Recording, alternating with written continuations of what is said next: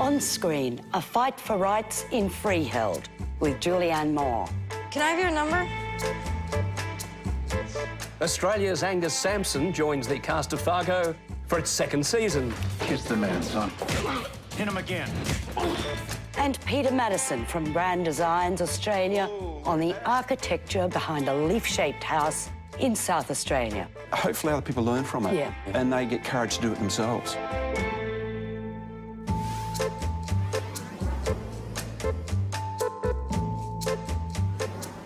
Hello and welcome to Screen. And I think we've got some really fascinating programs to talk about this week. Don't you agree? We certainly do, Margaret. Well, don't start agreeing. Save that for later. All right, well, I think we haven't got some very... No, we have some wonderful programs. And, Tegan, what have you got for us? Well, I have got a short film starring Kirsten Dunst from Fargo that I hope you find as fascinating as I did. I was really intrigued by it.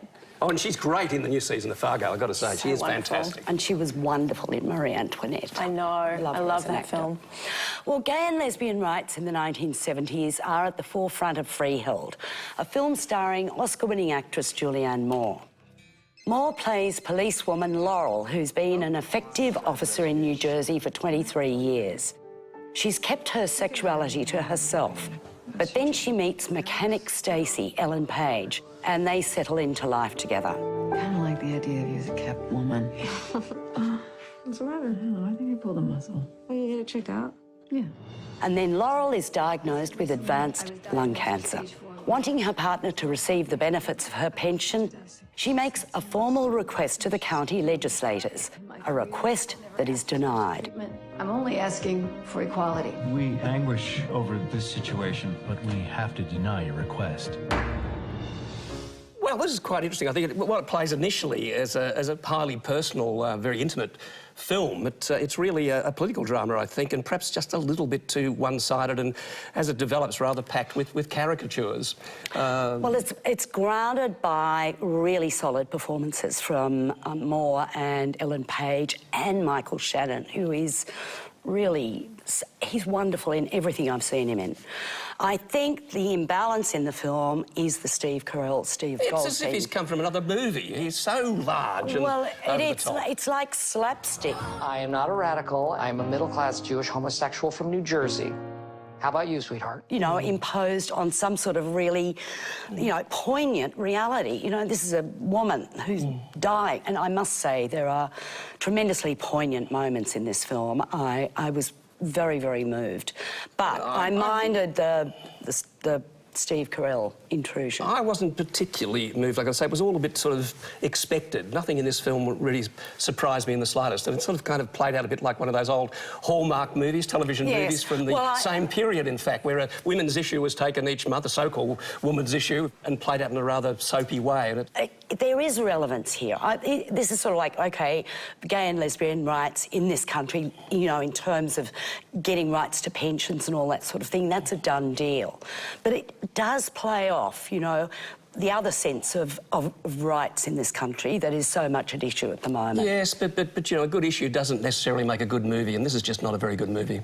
I didn't really believe the relationship between the two women. The age difference was interesting, but I just didn't feel they had anything at all in common. This is a woman that's spent, you know, 23 years of her life hiding her sexuality, not engaging, and she meets this woman that she falls in love with. I actually believe that relationship. Well, I didn't, because she's a highly sophisticated woman, and if she couldn't have found a series of lovers that suited her in that period with her level of sophistication and intelligence, then I don't know. But look at the other guy in the police force that hides his sexuality too. Well, everybody's cliche scared. as well. Cliche. I mean, there are real issues in this film, and I think it's worth 3.5 stars. Well, I think it's worth 3.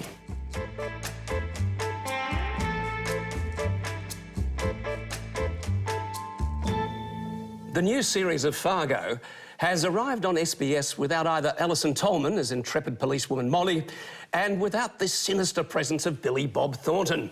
But it does have Australia's Angus Sampson in a key role, farmer turned mobster Bear Gerhardt. For me to be the only sort of non-North American in the cast was, I just didn't want to stuff it up. The year is 1979. Patrick Wilson stars as Minnesota cop Lou Solverson, We're very friendly people. who is faced with a triple murder at a Waffle Hut in which a judge, a cook and a waitress were murdered. Unbeknown to him, Peggy Blomquist, Kirsten Dunst, ran over the perpetrator and drove home with him on the bonnet of her car. She forces her butcher husband, Ed, Jesse Plemons, to dispose of him. The dead killer was the youngest son of the Gerhards, now led by matriarch Floyd, Gene Smart. Where's your little brother? Who knows with that kid? Probably neck deep in some pussy. The other two sons are the cold-blooded Dodd, played by Jeffrey Donovan, and Bear, played by Angus Sampson. The Gerhards have a fight on their hands as the Kansas City mob want to move in on their business. We're not really open. We're not really customers. I think this is really interesting. I think we ought to... it's terribly violent, but the violence plays out against that Minnesota niceness. That what is Minnesota nice. That Murder and Minnesota nice. That's a sort of catchword for the series. I think it's brilliant, really. I think it's so well written. Noah Hawley is, you know, obviously a creative talent with the Coen brothers behind him. The cast in this is Ted Danson, Patrick Wilson. They're all, and, you know, Jesse Plemons is fabulous as well. I loved it. I loved it too. I think this is the series of the year so far, though I'm still a great fan of True Detective, though many didn't like the second season this year, but I loved its existential darkness. And there's a lot of existential darkness in this too, but there's also that very familiar Coen brothers comedy, that almost cartoon-like approach to comedy that's so affecting. You see these dreadful things and you find yourself just laughing helplessly on the couch. They really push it to the edge.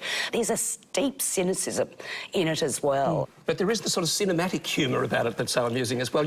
If you look hard enough, you see echoes of so many Coen brothers films. There's bits of Blood Simple, the symmetrical framing, for example. It's beautifully lots of shot, times it's like Raising Arizona. Yeah. There's Miller's Crossing moments in it. But there's also other filmmakers that are paid homage to. Tarantino in the violence, Scorsese in the mob stuff that's done. I mean, this is really sophisticated filmmaking. They all borrow from one another, Graham, all the time. And Angus Sampson must be said as terrific as the only one for, you know, who's not an American of some kind or another from some part of America. He does the accent terrifically well. It's not an easy accent, that Minnesota accent, that Minnesota nice quality. No, you'll betcha. They're all aiming at it. Yeah, but he gets it. What I love is that you get an actor like that who's picked up, you know, from this country down under, and he hasn't done that much, and he gets a role in a series like this. I think, it just says how much talent we're just constantly producing that's being picked off by the rest of the world. I would give this 4.5 stars. I'm addicted. Well, I'm addicted as well, and I'm giving it 4.5. I can't think of anything actually much better than this so far this year, though I did like True Detective. I'm the only one, I think, but I did like it.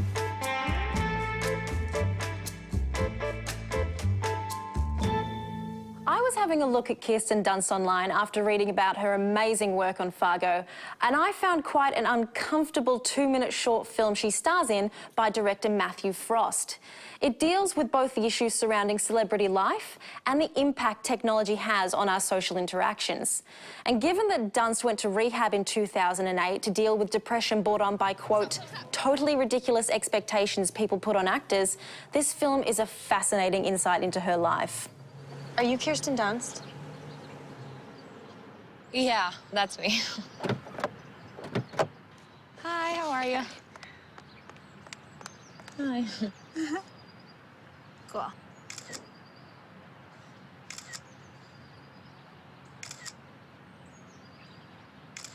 Cool. Oh. I don't know what it is about actors. They spend the early part of their career desperate to become famous and celebrities, and then they spend the rest of their career going around in dark glasses, going down back alleys, so no one will ever recognise them. What is this? I think this is really poignant, this film. I think she's wonderful in it. I feel so sorry for her. But it's that arrogance of, you know, people in the world that think celebrities is there for them to own. Yeah. But it happens. So rude. It There's happens. no, do you mind or anything like that? They just assume that she's there. Well, I remember reading a story about her because, of course, she's been acting since she was a child. Yeah. And in The Story of a Vampire, she actually had people coming to conventions trying to take clippings of her hair. Like, as a child, she had people wanting to steal her hair. Like, that is such a No wonder she went to strange thing. rehab. Yeah, so she cracked a little while ago and needed a break, but is now back. It used to happen to me too back in the 80s, I have to say. But I think she's really intelligent actress, and I think that just that little thing shows exactly that. I agree. Thanks, Tegan. Stories of marital infidelity are not new. But in the BBC first series, Dr. Foster, life seems to implode in a number of different directions. Saran Jones stars as Gemma Foster, seemingly happily married to Simon Bertie Carville. She's the senior partner at a medical practice in Parminster. When Gemma finds a long blonde hair on Simon's scarf, she begins to suspect that her husband may be having an affair. Tell me about your weekend. Well, it's a conference. A load of men gather in a cheap hotel, talk about planning legislation. What about the evenings? Go out? Occasionally. Her suspicions are confirmed. She's desperate then to discover the identity of her husband's lover. I saw this series, the first episode of this series, and I thought, OK, you know, it's a very familiar story. I wanted to go somewhere. Where's the twist? It's got to go somewhere interesting. And I don't know that it really did. But then I went to look at the rest of the series. So I've seen all of it. And I came away deeply depressed, I can tell you. I haven't seen all of it yet. I'm not sure if I watched it now, but I've only watched up to the end of the first episode, and I thought that was pretty engrossing. And it must be said, this was the most, so far this year, is the most successful BBC drama series by a long shot. I think it's it got about 8 or 9 million viewers each episode. Oh, my goodness. So it really grabbed hold. Eat your heart out, Australian television. That's right, like Broadchurch. It really just captured this massive audience, and it's very literary in a way. It even ends with the literary quote from Congreve, hell hath no fury, of course, like a woman scorned. Gee, and, how original is that? How original is that? But how originally does this play out? Well, because we don't know what she's going to... Well, you know what she's going to get up to. I know what she's going to do, and I can't tell you. But didn't you feel that, you know, lingering shots on her face, you know, agonised face, I found the whole thing a bit doleful, to tell you the truth. I just found it not so much doleful, but a little implausible at times. It's interesting how something like that becomes an obsession. And I think that's where the series is interesting. That you do all sorts of things that you would never do as a normal, upright citizen. When you're betrayed. When you're obsessively after your husband and the lover that he's taken. But the other thing about it was that the philosophy behind it is that all men ever think about is their penis. You know, and I'm a bit bored by that. Are you bored by it? Don't look at me when you say that. I'm certainly not bored by it, and I spend a lot of time thinking about mine, Margaret, if I can still find it. It's getting harder and harder. But anyway... No, I think you're right. And I think that's possibly one of the reasons why it was so attractive to so many people. That's 8 million women who were looking at the series. No men were looking at this series at all. But it's terribly... They all want revenge because all those men are just thinking of their dicks. Terribly cynical, I must say.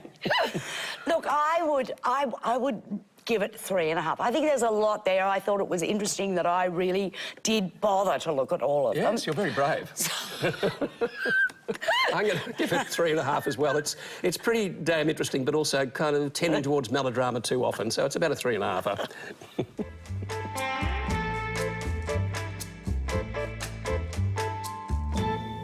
Coming up, Peter Maddison from Grand Designs Australia shares his insights into the stresses of creating the perfect home. And He Named Me Malala, a film about the Nobel Prize-winning Pakistani girl shot by the Taliban for wanting an education.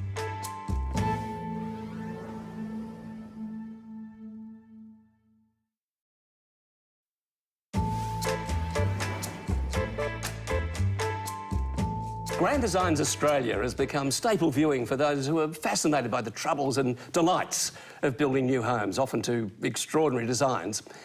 Architect Peter Maddison, who joins us soon, is our guide, helping the audience to get to grips with the unfolding builds.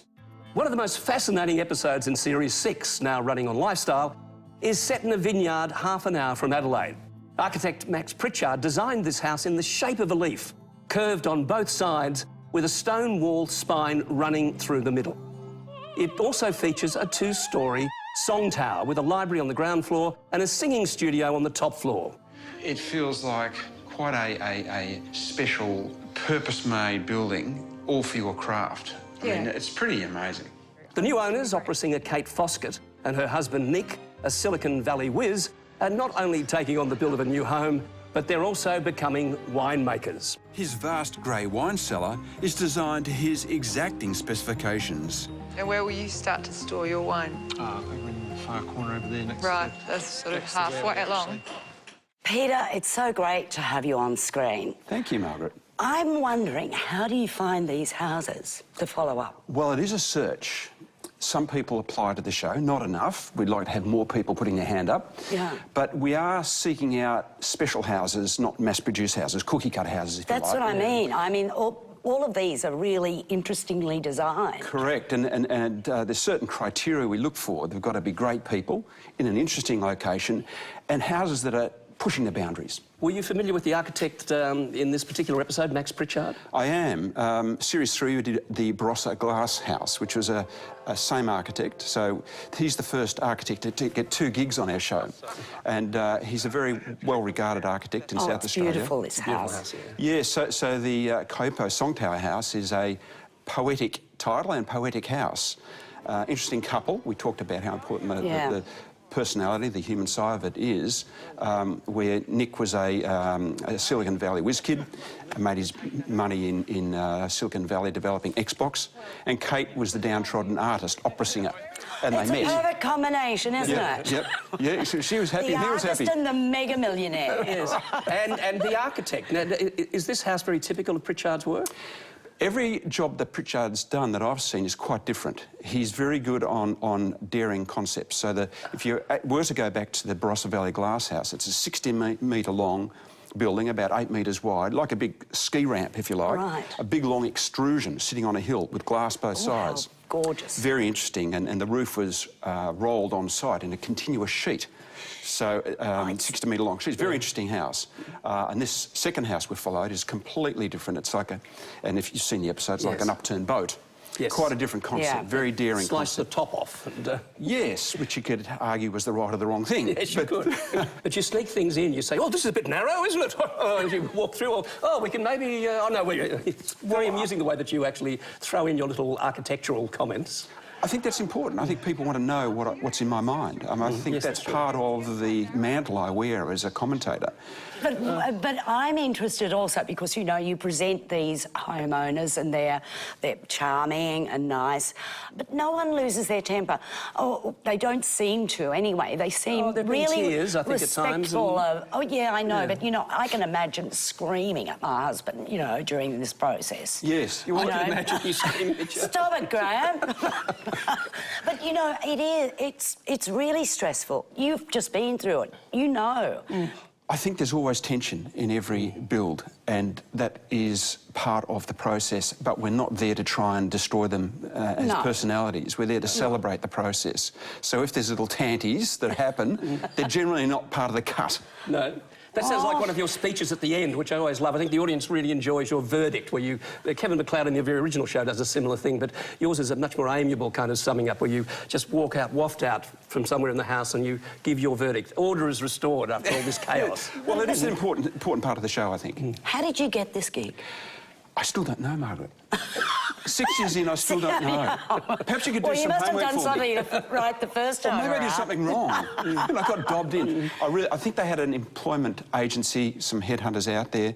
I've not really tracked that down, but I was quietly working in my studio in South Melbourne, got an email which followed a couple of screen tests, and I was offered the gig.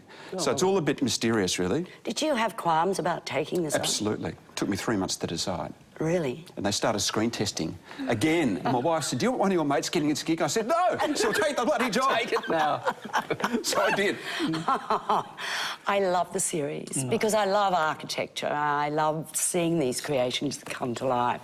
Yes, especially seeing it come to life in a short period of time. Yes. In 1 hour, it goes from bare dirt to complete. And those designs that you show, those computer-generated designs, are so interesting. Yeah. It's a great series. I think the great joy of doing the show is that you're passing on not only other people's journeys, but hopefully other people learn from it. And they get courage to do it themselves. Peter, it was so great that you came in. It's lovely catching up with you. Congratulations. Thank you, Peter. Graeme, thank you. You find the house is embedding itself into this hill and coming to this fine precipice, which, quite frankly, is breathtaking because the building dissolves and all you're aware of is this incredible floating roof above you. This is quite a special room. It's sort of hard to talk about after, because we've sort of talked about it with Well, it's obvious you Peter. love this show, though, Margaret. But I do. I love buildings. I like art, and architecture's part of that whole world. And I love seeing these buildings come into fruition. It's beautiful.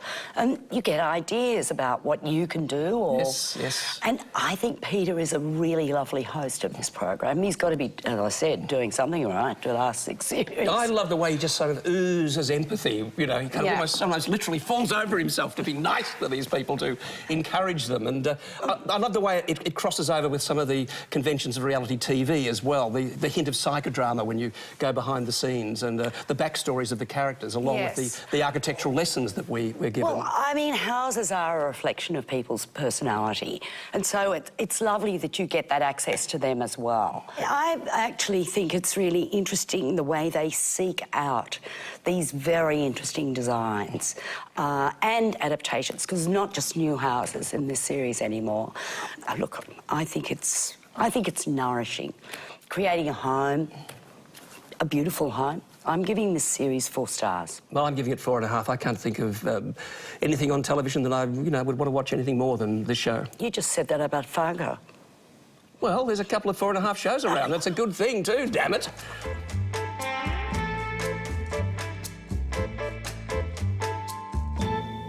The story of the 15-year-old Pakistani girl who was shot in the head by the Taliban because she wanted an education shocked people all over the world. In a new feature documentary, He Named Me Malala, opening in cinemas now and on Nat Geo People next February, we get to see what this young girl is all about. Malala grew up in Mingora in the Swat Valley of Pakistan, the adored daughter of her father, Ziauddin, a teacher who established a school in the city. As the influence of the Taliban increased in the region, restrictions were imposed and girls were refused education. Malala and her father became activists against the loss of freedom, leading to the attempt on her life. The Nobel Peace Prize is to be awarded to Malala Yousafzai. We realize the importance of light when we see darkness, the importance of our voice when we are silenced. Let us pick up our books and our pens. They are our most powerful weapons. What did you think of this? Well, how can you quarrel with a movie that promotes world peace, gender rights and the value of education? Yes. It's very hard to, but it's a very wonkily constructed film, and it left me extremely confused at times, and it's patched together more as a series of moments with clumsy reenactments, with this overlaid with this almost messianic score by Thomas Newman. I found it very disappointing in so many ways. Well, you see, I loved the animated sequences. Jason Carpenter's animation of the life that she led in Mingora is recreated through animation, and the story of Malala, the Afghan heroine and poet, is also recounted at the beginning of the film. I found those animated sequences really lovely. I think this girl is incredible. I thought it was interesting. This is a film by Davis Guggenheim, and he, at the end, sort of implies that he thinks that it is all about her father. Yeah, story behind the story, yes. Who is behind all this. It's an interesting sequence, isn't it? Because he interrogates her about the father, and it's very odd the way it sort of pops up. Well, I think the insight into that relationship between father and daughter is actually one of the most interesting elements of the film. Well, he is obviously very ambitious for his daughter as well. But, she has created, a wonderful, groundswell around the world. And you have to admire her because she said at the end of the film, no, I chose this life. And I thought that was quite a powerful final statement from her. It's just a very frustratingly superficial bit of work, though, and the end result. I don't think it's the best made documentary in the world, but there is stuff in it that's, I think, is important. And you see, I responded to the animation. So, yes, true. So I would give it 4 stars because of all those ingredients. I'd give it 3 because I just, as I say, found it extremely frustrating and difficult to follow at times. And I wanted much more of the political context. I agree with you about the father's role, and when he's speaking back in his home territory, it's extremely exciting. And I also wanted to know how the Taliban operated. You see them, you don't see them, they come and bomb at night. Why was that? Well, they're not going to come on camera to say, oh, here we are in a documentary about Malala. He could have explained the context, though, which he doesn't do for us. They do. This mullah came into town and broadcast every night. That is actually very interesting, that sequence. Well, you see, you do get that. I wanted more.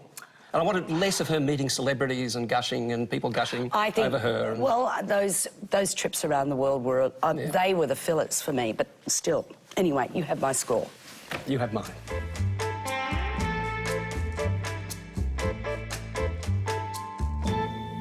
While we're talking about people who have a positive effect on the world, I'd like to introduce you to PLGRM, a Melbourne-based production company who creates socially conscious documentary films. Their mission is to approach subjects with an open-minded, uncensored voice. The story of the Streets Barber, a tattooed man who turned his life around after a serious drug addiction and now gives free haircuts to homeless people on the streets of Melbourne, particularly touched me. What I'm doing on the streets now is my way of giving back. It's my way of repaying my gratitude for being sober and healthy again. I remember the days of when I used to just hate myself and not even look in the mirror without crying because I would just be so disgusted at who I was. It's always interesting the way so much progressive art comes out of Melbourne as well as so much caustic comedy. You don't see the same thing in other Australian cities. Interesting. Jim, what do you mean, caustic art and humour? This is a serious thing about... I'm sorry, I think we saw different programs. This is progressive cinematic art with a social message and a social conscience behind it. But the city also produces the majority of our comics. I think there's an interesting dichotomy there that suggested to me, Margaret, when I watched it. No wonder your origins are down south. I thought this was really nicely produced. In some of their other documentaries as well, they've approached some really contentious issues, and they just look at it very open-mindedly. There's no judgment there. They just explore, and I think that they're really good. But, the little film starts with him looking, and he's, like, enormously tattooed. Yeah. And at the end of it, I thought, he's got this complex body, but this amazing purity within him. Yeah. I thought that was actually really beautiful, that he's come out of this hellhole. And, you saw it in that clip. He wants to do something. Back. And, he's entered into this spiritual circle that's non-denominational. Yeah. And I thought there was a real beauty in this. I liked seeing it, so thank you. Oh, thank you. I'm really happy to show it to you. And thank you for joining us on screen. See you next week. See you.